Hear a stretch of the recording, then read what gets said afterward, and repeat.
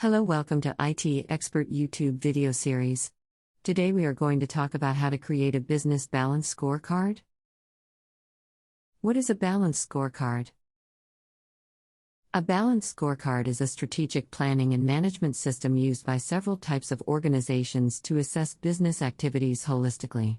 First used in the 1990s, the BASC is a visual tool that focuses on customer or client outcomes. Specifically, it measures the effectiveness of a strategy under the overall goals or vision of the company. An organization may use a balance scorecard quarterly, monthly, or yearly, depending on the company's needs. A balance scorecard is a central piece of managing your organization's strategy. It's used as a mechanism to give a response regarding how the organization can improve its operations and results. The sooner you discover where you need to allocate more attention, the more time you have to implement a strategy that establishes objectives to scale your business and grow its customer base. In this article, we discuss what a balanced scorecard is, the aspects of balanced scorecard measures, the advantages of balanced scorecard measures, who uses the balanced scorecard approach, and frequently asked questions that may be asked about this tool. How to create a balanced scorecard. The balanced scorecard is a tool you can use to evaluate your company's performance. In addition to the financial measures you had normally use, a BASC also incorporates your internal processes, the viewpoint of your customers, and the things you do to innovate and improve your products or services. Looking at these four perspectives together helps you find growth strategies that build your company as a whole. Using a BASC also helps you identify and eliminate problems early and find better ways of doing business that keep both your employees and your customers happy. Part 1. Mapping your strategy. 1. Identify your company's mission and vision. The strategy map, which defines how you are going to achieve your goals as a company, is one of the most important parts of a BASC. Your company's mission goes in the center of the strategy map, with all strategies ultimately helping to fulfill that vision. Communicate your mission or vision succinctly, using no more than a sentence or two. For example, if you run a bakery, your mission might be to develop and provide healthy, sustainable sweets that create guilt-free smiles. 2. Start with a box for your traditional financial indicators. The first perspective of a BASC deals with the same financial indicators you would normally include in the company financial report, such as your balance sheet and income statement. In a for-profit company, the basic goal for this box is to increase profits. If you are making a BASC for a nonprofit or government agency, you will likely use different indicators here, as well as different methods for analyzing improvement. For example, a nonprofit might include fundraising goals here. 3. Add a box for your internal processes. The internal processes perspective covers how you get things done as a company. It might include the hierarchy or structure of your company as well as the number of employees that handle each part of your business. For example, if you run a bakery, your internal processes might consist of the vendors you buy your ingredients from, your cashiers or customer service employees, your bakers, and your management staff. 4. Make another box for your customer's view of your company. The customer perspective of the BASC focuses on your customer service and the relationships your customers have with your company. Looking at this perspective, you can figure out how loyal your customers are and how happy they are with the products or services you offer. For example, if you run a bakery, your customer perspective might look at how often customers return and whether they recommend your bakery to friends and family. This perspective also evaluates how you deal with customer complaints and issues that might come up in the course of doing business, such as incorrect or delayed orders. 5. Include a fourth box for growth and innovation. The last perspective box covers the things you do to grow your company and get it ready for the future. This includes everything from computer and equipment upgrades to employee education. Ultimately, the things you do to grow and improve your company should all work to fulfill the mission you have set. For example, if sustainability is part of your mission, you might focus on upgrading your equipment so that it's more environmentally friendly. 6. Outline your company's objectives in each of the four perspectives. In each of the boxes you have made for the four perspectives, list objectives for your company that fall within that perspective. Generally, plan on 2-3 objectives for each perspective. Ultimately, each objective will have 1-2 measures that you can evaluate to determine if your company is on target to reach the objective. Common objectives for each of the 4 perspectives include: financial, manage costs, increase profits, diversify revenue sources, increase market share; customers, decrease wait times, increase customer satisfaction, improve customer return rate; internal process, improve service efficiency, allocate resources efficiently, streamline review process; learning and growth, upgrade tech resources, sponsor employee continuing education, recruit highly skilled employees. 7. Draw arrows to show the relationship between the objectives. Your strategy map shows how the objectives in one perspective might impact objectives in other perspectives. An arrow from one objective to another signals that the second objective improves or develops as a result of work on the first. This creates a chain that you can follow to understand what changes need to come first to achieve all of your objectives efficiently. For example, if you have decreased customer wait times in your customer perspective and handle support calls more efficiently in your internal process perspective, you would likely draw an arrow from the internal process perspective to the customer perspective. This shows that handling support calls more efficiently would decrease customer wait times. Part 2. Choosing strategic performance measures. 1. Identify the appropriate measure for each goal. Brainstorm a list of possible measures for each goal, then determine which option is likely to provide you with the most useful information. For goals in some perspectives, such as financial goals, the measures will be fairly standard.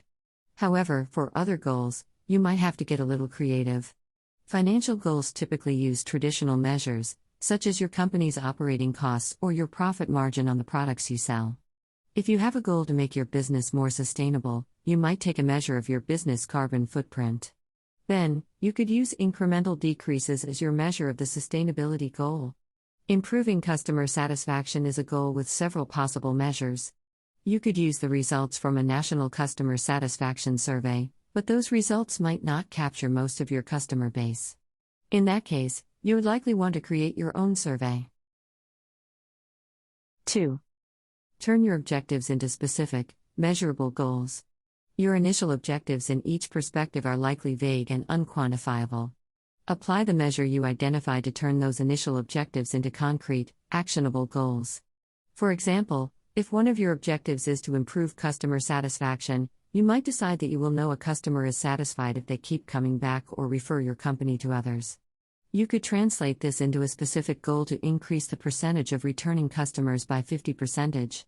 As another example, if you want your business to be more sustainable, you could set a goal of decreasing your company's carbon footprint by 25%. 3. Define short-term targets for each goal. Targets, or benchmarks, give your company something to work toward and let you know if you are on the right track. Set each target based on periods that you normally evaluate your company's performance, such as quarterly and annual targets. For example, if your ultimate goal is to increase customer satisfaction by 50%, you might set quarterly goals of improving customer satisfaction by 10%. Part 3. Launching strategic initiatives. 1. Choose projects that advance your company towards its goals. Strategic initiatives are focused on growing your company and helping it improve. Good projects give you information you can use to make changes that will set your company on the right path to hit its targets. For example, if one of your goals is to increase the number of customers who return to your business, you might implement a survey to evaluate how first-time customers feel about your company and any issues that might keep them from returning. Then, you could work to eliminate those issues. 2. Assign project leaders for each initiative. Having a single person or team, depending on the size of your organization, in charge of each initiative improves efficiency and ensures employees are accountable for the success of the company. Choose project leaders that have the authority, experience, and resources to manage the initiative. For example, if you have an initiative to improve customer satisfaction, you would want a customer service employee to lead that initiative, not someone in human resources who isn't in contact with customers.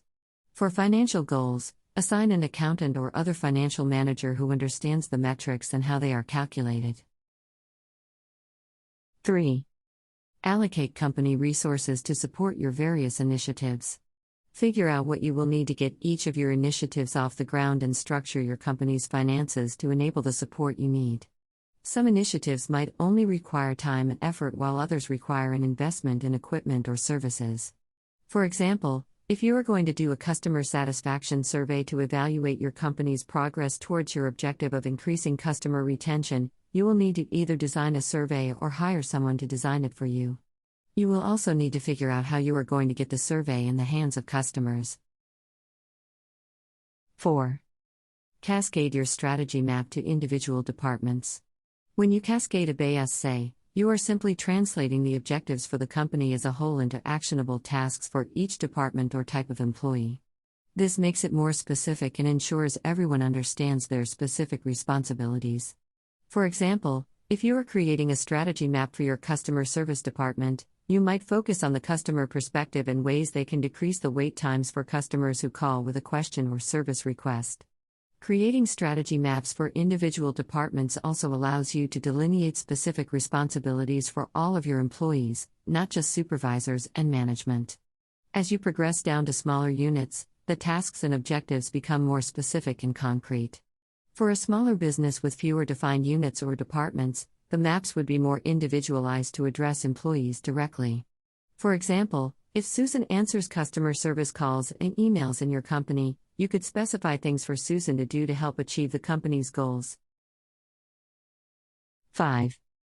Tie your BSA into individual employee performance. Once you have cascaded your BSA, use the actionable tasks you listed on employee performance reviews. Consider exactly what tasks that employee is responsible for and how good they are at fulfilling them. This tells you if that employee is truly an asset to your company. For example, you might have an employee in sales who is primarily working on follow-up calls and surveying customer satisfaction with your product. Although that employee won't have as many new sales as other employees in their department, they are still providing tremendous value to your company. Interview question and answer. Question 1. What is the Balanced Scorecard?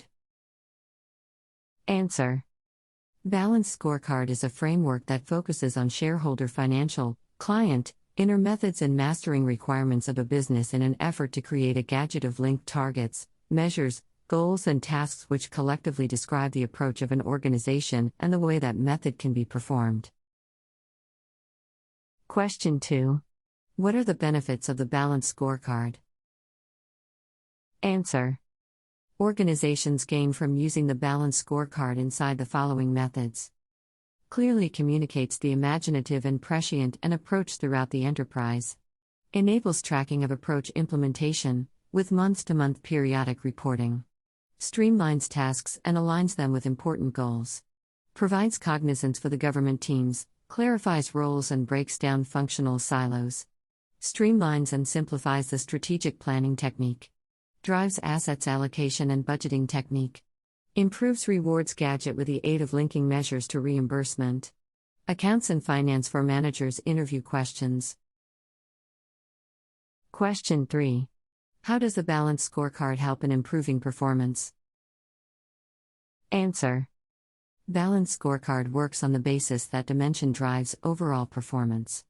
Historically, groups measure overall performance based only on monetary parameters. The Balanced Scorecard method lays sturdy emphasis on measuring key strategic parameters, no longer simplest monetary, but additionally non-monetary parameters. By identifying the top 4-5 strategic targets within each of the 4 views, the Balanced Scorecard gives a comprehensive photograph of an organization's strategy. Question 4. What are the applications of Balanced Scorecard? Answer. There are numerous applications to apply the Balanced Scorecard to improve overall performance. Strategy implementation at the corporate level. Alignment of units departments method with the corporate strategy. Post-merger integration. Joint task and alliances. Its strategy. HR strategy, and rewards alignment. Budgeting and assets allocation. Initiatives control. Accounts and Finance for Managers tutorial. Question 5. What is a strategy map and how is it different from a balanced scorecard? Answer. Strategy map is a visual illustration of the company's method. It identifies the strategic objectives that the control group wishes to attention on, and the linkages motive impact coding that exist among them. Strategy map is the start line for growing the balanced scorecard. The balanced scorecard translates the corporation's strategy, as diagnosed in the method map, right into a complete set of overall performance measures, goals, and set of tasks, supplying a framework for performance management. Thank you for watching this video. We provide hands-on training with labs, homework, group projects, prepare you for the certification, provide real projects, internship opportunities, support you in resume LinkedIn, staffing support, provide tech references, in-person online class retake options and more. Call us at 847-350-9034 for your free career consultation meeting. Please do not forget to like, share, and subscribe to our channel for the latest videos.